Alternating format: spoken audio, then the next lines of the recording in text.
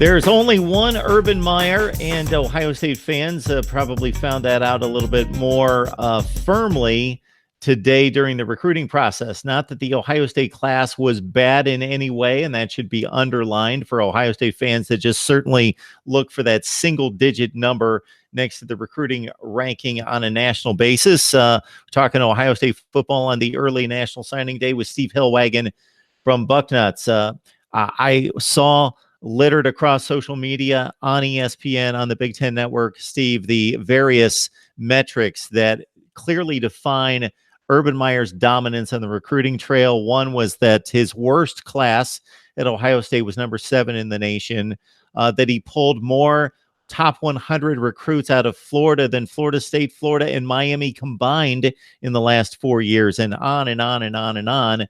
So maybe it took Zach Harrison signing to keep a lot of Ohio State fans in their place and not possibly looking for a ledge to jump off of. Well, yeah, obviously Urban Meyer has passed the torch on to Ryan Day, going to be the head coach, and Urban will be stepping down after the Rose Bowl, his last game as the Ohio State coach, and presumably going into a retirement at this point. Leaves Ryan Day, who was the interim coach at the beginning of the season, in charge of the program. And when this was announced 15 days ago that Ryan Day had been elevated to the top job, it became obvious, I think, to everybody that this class became his responsibility, and he would be the one, he and the staff, the coaches on hand, would be the ones in charge of finishing up the recruiting class. There were definitely some hits, as you referenced, Zach Harrison, big-time defensive end from Olentangy Orange High School, located about a half hour north of Ohio State in the next county up, Delaware County, just north of Columbus. And he's ranked number 4 in the country in the 24/7 Sports composite. So it really would have left a terrible mark for Ryan Day if he had not been able to swing Zach Harrison. And obviously Larry Johnson, the outstanding defensive line coach, was a big part of that recruiting phase with Zach Harrison. He picked Ohio State over Michigan and Penn State. They had a ceremony for him today at his school, and he announced it to a standing ovation. Obviously, everybody there excited to get to see him play.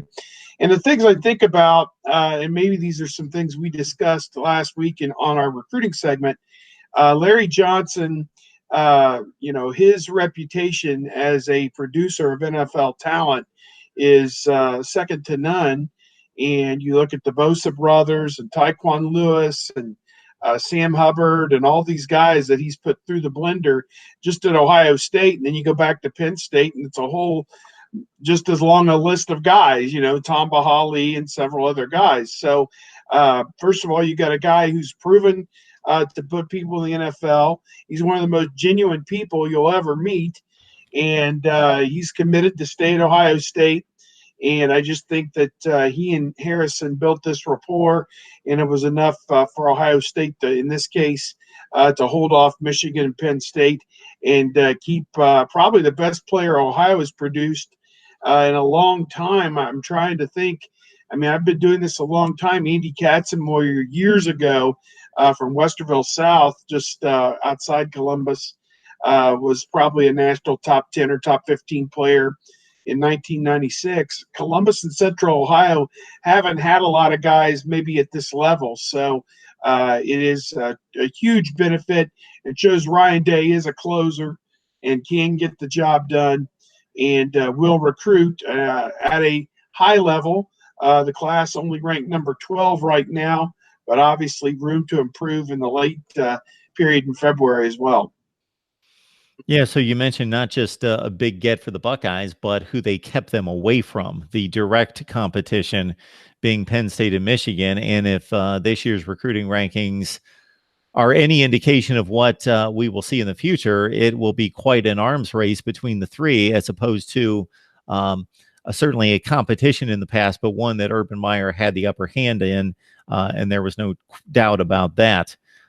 As you look through what we can expect for the next 2 days and then possibly headed toward February, because the class ranking at number 12, again, that's very strong, that's very solid. And as we both know, the 12th ranked class in the nation may turn out to be actually the third best in the nation, or it may turn out to be the 18th best in the nation. It's not a direct correlation to the field. It's a strong indicator, is what it is. And so it hasn't been quite as good as what it's been in the past, but that's also compromised by the lack of actual names on the dotted line, not just the quantity, but the quality of both tying in there. So, are there any particular players out there that we could see come into the fold that first Wednesday of February that are key?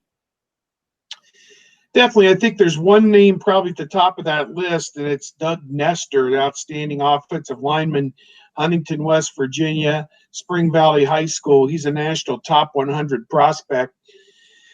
When this coaching change came down, he decided that he might want to take some official visits elsewhere.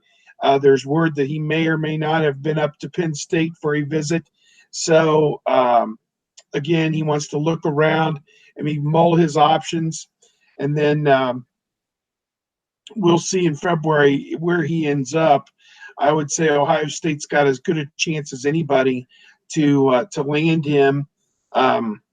He had committed to Ohio State way back in August of 2017.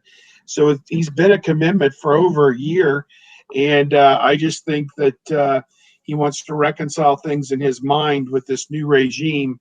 And what Ryan Day has talked about is after the Rose Bowl, when they get back to Columbus, he will sit down and figure out what the roles and the assignments will be for the assistant coaches going forward.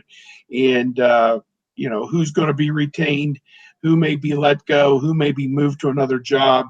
So I think that perhaps that is some of the uncertainty with Doug Nestor, as he wants to see if Greg Studerawa, who's been the offensive line coach there for 2 or 3 years now with Urban Meyer, whether he's going to be retained or not. They did get Harry Miller, outstanding offensive lineman from Buford, Georgia. He is probably a national top 40 player, I believe, and he did follow through and sign his letter of intent. They also got Ryan Jacoby, an offensive lineman from Minner, Ohio, up near the Cleveland area. So they do have 2 offensive linemen. I think they want to add at least one more in that February period. If it does turn out to be Doug Nestor, that would be a tremendous coup for them to hang on to him, obviously, and could be a part of them ending up as a top 10 class. Some of the numbers, you look, Alabama has the number 1 class, and I think they signed 26 guys. Michigan has the top class in the Big Ten, number 8 overall, and they've signed 27 guys. And Penn State has the number 10 class, and the second in the Big Ten. They've signed 18 guys, whereas Ohio State only has credit right now for 15. Some of the indexes may give them credit for Nestor since he's still considered a commitment in their databases, and they may still factor him in there. So them at 12 with only 15 signees, their average ranking per recruit is very strong. It is the 3rd best on the board according to the 24/7 sports model. They got 4 guys who are in the top 100, so they don't have to apologize to anybody about star power or what you did or didn't do. Are there some areas that they need to add some guys? Yes. My unofficial count had them at 13 scholarships available. They've obviously signed 15 guys. Nestor would be 16. But there's play in those numbers because we have guys that we have not got a definitive answer yet whether they're going to come back. And that's Dwayne Haskins, the quarterback. We're not sure. More than likely, you would think there's a 90% chance he's gone. Already they've lost Mike Weber, Draymond Jones, and Nick Bosa. But my 13 is after those guys have been taken out of the equation. So just to sign the guys they took today, they have to free up 2 spots somehow, some way. And certainly it'll happen, either attrition, people will transfer, they'll take an injury waiver, a guy who may never play because of injury or whatever going forward. they'll find the space that they need in the end. Certainly, they always do. It always works out. So my guess is they're going to be in the market to add. Nestor would be 16, and then maybe three other guys in the late period, maybe four, depending on how many guys leave to go pro. You hear about Damon Arnett, the cornerback, is a possibility. Michael Jordan, offensive lineman, is a possibility. And the quarterback, certainly Dwayne Haskins. There's three spots right there that if those guys, and I can't say if anybody's leaning or any of that speculation, I'm just throwing names out there of guys who are accomplished and have, I mean, Jordan is a 3-year starter, 2 years at guard and 1 year at center. Not sure what else he's going to need to put on film to show the NFL what he can do. He's a pretty good player. So I don't know. I guess we'll wait and see on that. But long story short, I don't look for him to sign a bunch more guys in February. Just find people at the positions that you need to fill and get the best players available at this point. Big Ten senior writer Steve Hellwagon joining us from Bucknuts, the 247 platform for Ohio State athletics. I'm looking at the tote board right here, and maybe a name, Steve, as you know better than I do, bandied about amongst Buckeye Nation, even more so than Zach Harrison over the last few days, has been one Justin Fields, a guy that's obviously already played college football, done a lot more running than passing to his liking in regards to his role behind Jake Fromm at Georgia. So what do you think the possibility is there? He's named Ohio State among 3 schools, and it's Florida State and Oklahoma, and you can certainly see the advantages to all 3 schools, but especially Oklahoma and Ohio State. Yeah, I think Ohio State fans are getting kind of excited, maybe putting the, what do they say, the cart before the horse on this. Yeah, they are. It's just something that came out in the last day or two, that Justin Fields would like to pursue a transfer. Doesn't necessarily mean he's transferring. He may decide to spend the second semester at Georgia and go through spring football and see where things end up there, or at least accumulate more credits to where he can be a little bit more viable as a transfer. I think Ohio State will start its second semester on January 7th, and probably after Georgia plays its bowl game, I presume they're in the Sugar Bowl. They playing Texas in the Sugar Bowl. Does that sound right? Yes. Yeah. After that game on January 1st, which will be played right after OSU's game against Washington, the Rose Bowl, maybe Fields will spend a few days trying to figure out what his next move is and where he's going to be enrolled for the second semester, and then go from there. As I understand it, he and Dwayne Haskins share the same quarterbacks coach, a guy named Quincy Avery, I believe, out of Georgia, share the same quarterbacks coach. And as I understand it, that may be part of the thinking here, is that you would say he's been steered in this direction, but obviously got great feedback from Haskins on working with Ryan Day in this offense. And so perhaps that is where he wants to be, or where he wants to end up. So I guess we'll wait and see. Ohio State obviously lost a commitment at quarterback to Juan Mathis from the state of Michigan, ended up signing instead with Georgia, which is kind of quite a coincidence. And the story there was Ohio State, DeJuan Mathis, he wanted to enroll early next week for that semester so he could go through spring football and theoretically compete to be the starting quarterback. If we assume that Dwayne Haskins is leaving, Mathis would have come in and been there in spring football and gotten probably equal reps with Tate Martell and Matthew Baldwin, the true freshman this year, and had a chance to maybe be the starter as a true freshman. But for whatever reason, that didn't work out, and I'm a little unclear about the details. Whatever came out from Mathis's side, that Ohio State wasn't going to be able to follow through with that plan and enroll him next week. I don't know quite why, but that plan fell through. And lo and behold, he signs with Georgia today. So, again, I don't know what to make of that.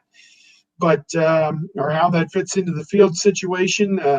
One of the analysts was on our local radio station here in Columbus, and he said if you asked the Ohio State coaches and if they were allowed to talk about it, would they take a Mathis for field swap? He said they would do that 10 times out of 10 and not consider it, because while Mathis is a nice player, probably in the top 300 nationally, Fields was the #2 quarterback in the country, I think, last year coming out of high school in Georgia. So certainly would be a tremendous get if they could get him. And here's the other thing. With all these transfers, guys are looking for ways to where they can be eligible immediately. Those pesky NCAA rules, if you're not a graduate, you got to sit out a year. And I'm just not sure how any of that would apply in Fields' case, how he would be eligible immediately. Perhaps they've got some type of a plan in place where they're going to appeal that to the NCAA. But even Shea Patterson last year with Michigan and Ole Miss, there were NCAA violations involved with Ole Miss. I don't think there's anything like that here with Georgia. So if his plan is to transfer to Ohio State and play next year, I'm not sure that that's entirely doable. So I guess we'll wait and see what they've got up their sleeve to try and make that case. And it is intriguing, certainly, if Ryan Day could get his hands on Fields and just kind of carry this offense from Haskins into Fields. It would be you'd be right back in the hunt again, the Big Ten and nationally next year. So I think it's interesting to see what direction that's going to take, and how they can make that work out, if at all possible. By all indications, he's a special talent, not just running, but throwing the football. Although all we saw in games that mattered, in time against worthy opponents that mattered, was Justin Fields coming in relief of Jake Fromm and taking off in the Wildcat formation. They let him throw the ball a little bit in inconsequential situations against lesser opponents, but in regards to money time, when it really counted, he'd come in and he'd play the Tate Martell role. And they didn't really give him the keys to the car to show what he could do through the air. Yeah, that was kind of my impression on it, that Fromm was their guy, and they wanted to go with him regardless of the situation. So, Fields probably had an indication it was going to be that way when he signed with them, I presume last December, a year ago at this time. So, I guess you are aware of what you're getting, I guess, when you sign with these schools in December, February, whenever it is. And now he wants out of that. But I guess we'll wait and see what they feel their grounds is for him to be eligible immediately, if indeed that's what they're thinking. Well, it's such a unique position in regards to the requirements of the position, but also because of the quantity or lack thereof of those positions on the field. There's one quarterback, and those guys are obviously wanting to play, wanting to win, but they're also looking forward to a paycheck in a couple of years and trying to put them in a position to latch onto an NFL team. And it's not like if an offensive lineman decides to transfer somewhere, and let's say he's considered to be one of the best in the country, but let's say he doesn't turn out quite that good. Well, he's still got one of 5 slots to fill, and maybe actually more like 1 out of 7 or 8 to see playing time. But not so at the quarterback position. It's either you're the guy or you're going to ride the bench. Yeah, and that is definitely the case. And Ryan Day talked quite a bit about that today, how Dwayne Haskins arrived at Ohio State and sat for 2 years behind J.T. Barrett and was an apprentice and learned the position. And by his own estimation, was not ready to play last year when he was sitting there against Michigan. But when this year rolled around, he'd spent 9 months preparing for that moment, and he was ready. And the results, as we saw, #3 in the Heisman balloting, and also set basically every Big Ten and Ohio State record that's out there for touchdowns and touchdowns responsible for, and passing yards and everything else. He's got an outside shot, I think, at 5,000 yards, which is absolutely absurd. So, He had a bunch of 400-yard games. Just enjoyed such a great year. It's interesting. We're talking about the quarterback position. Look at the 4 teams in the playoff, all have first-year starting quarterbacks with Tagovailoa, Kyler Murray there for Oklahoma, and then, of course, the player Clemson that took over at midseason for them, and Notre Dame certainly with Book. And what that's created, and look at number 6, Ohio State, Dwayne Haskins as well. Georgia, number 5, had Fromm a year ago as well. So they're the one exception out of the top 6 that don't have a first-year quarterback. But it's disenfranchised some guys, Jalen Hurts, Bryant from Clemson, and Wimbush as well from Notre Dame. And some of those guys may be available on the aftermarket as graduate transfers who could come to an Ohio State and play next year, certainly. So just as Joe Burrow left Ohio State as a graduate last year, another interesting thought, Joe Burrow, when his term was over, was back at the Ohio State facility visiting his friends, and there were people like, can he transfer back to Ohio State, with his degree and whatever credits he obtained at LSU? He's got another year of eligibility. So I tend to doubt that that's going to happen. I presume he may parlay his one great year at LSU into a shot at the NFL. I'm not sure if that's what he's thinking. I don't honestly know. But you get the point. There are plenty of options out there. And you don't have to have a veteran guy necessarily. Say that none of it ever works out, and you're left with Tate Martell as your quarterback as a first-year guy next year. Perhaps he gets you in the playoff as a first-year starter. I mean, you saw 4 teams do it this year, and, he was regarded pretty highly coming out of high school a couple years ago. Coach Day talked in good terms about him and Baldwin both today about how they're both positioning themselves well for whatever the next step will be after the Rose Bowl. Well, I just scanned the college football playoff scenarios at quarterback as you were making that point, and you've got Fromm as a freshman and Tua, who obviously came into the game, Tagovailoa, to win the game as a freshman in the national championship situation in 2017. In 2016, you had Jalen Hurts, who led his team to a national championship game and came within 1 second of winning it as a freshman. In 2015, you had Deshaun Watson, who was a sophomore and played about half the season as a freshman the year before, so he didn't have a ton of experience. We know what happened in 2014, and the year before the playoff in the BCS era, 2013, Jameis Winston was a redshirt freshman who didn't play and led his team to a national championship. Yeah, no question about it. I mean, the results are there over time that if you have the ability, when you come to the college level, if you accept coaching, if you, can be thrown out there, if you have the ability, you can flourish as a freshman or a redshirt freshman, whatever it may be, a first-year starter. You can definitely flourish in that situation. So I'm interested to see, as I think most Ohio State supporters are, what direction the quarterback position goes. It was interesting that when Mike Weber announced he was leaving on Twitter, that Haskins playfully asked for him to come back on Twitter as well. And that created speculation that maybe he doesn't have both feet out the door just yet. So I don't know. He's going to play in the Rose Bowl, and after that, I'm sure he and his family will sit down and get some proper advice on where he fits in. I know Mel Kiper mentioned him as potentially the first quarterback taken, and a lot of people are looking at him as a top 10 pick.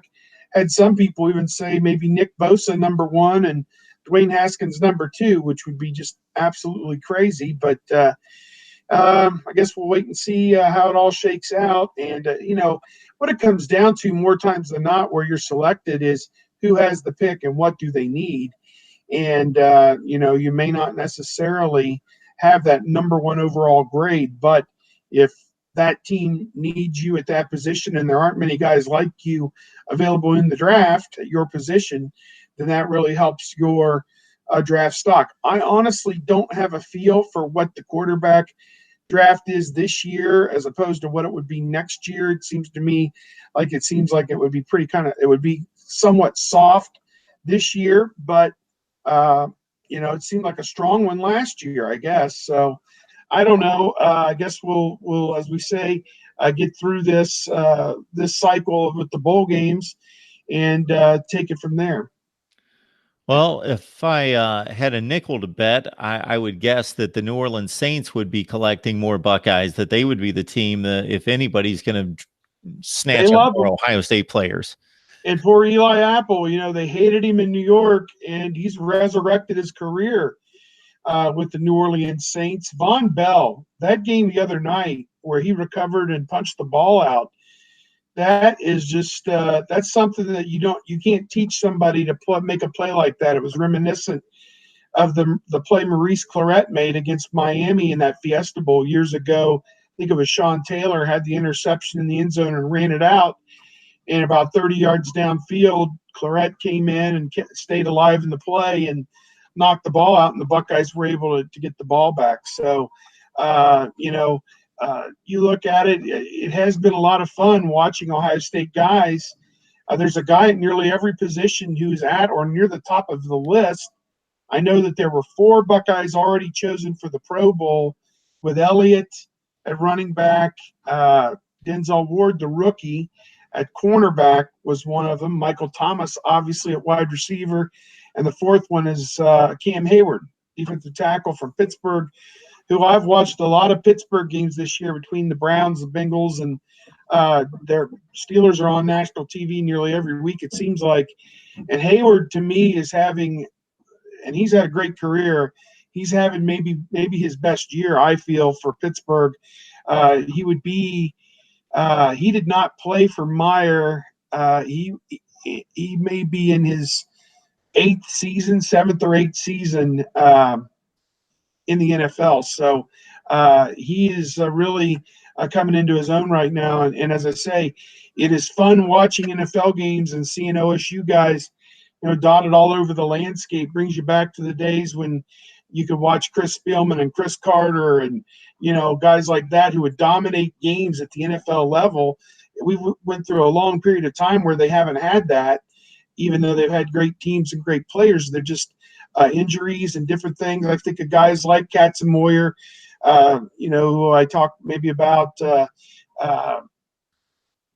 Mike Doss, great Ohio State players. Even Laurinaitis, had some injury issues that kind of cut their NFL career down. So it has been fun this year to watch Buckeyes in the NFL. Absolutely. We could run down a litany of them as they vie along with USC and Notre Dame. And we hear this around NFL draft time each and every year, over either the entirety of the NFL draft or a certain number of years. Ohio State ranks extremely high in regards to first-round picks, overall picks, number 1 picks, and the like. Steve Hellwagon from Bucknuts, please join him there for Ohio State football coverage. Steve, we always appreciate you stopping by. All right, Mark. Take care.